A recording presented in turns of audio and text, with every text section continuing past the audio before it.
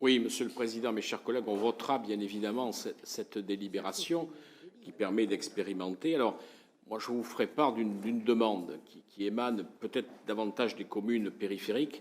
C'est la possibilité de laisser dans les parcs relais sa voiture quand on va prendre le train. Étant pénalisé sur le cadran nord-ouest, puisque n'ayant plus d'avion pour pouvoir aller à Paris, les gens se sont jetés sur le train.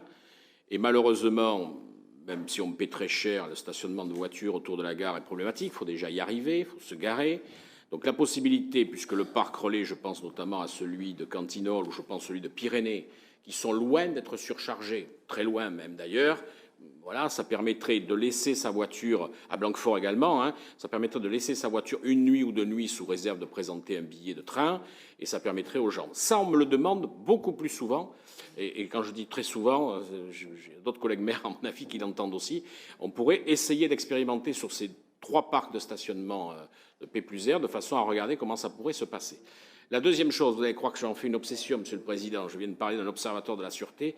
Je vous avais demandé, il y a quelques conseils, je ne me souviens plus combien, de remettre en place ce qui existe au sein de cette métropole, l'observatoire du stationnement. Aujourd'hui, nous avons besoin là aussi d'une entité qui se réunisse. Il y a plusieurs opérateurs du stationnement sur la métropole.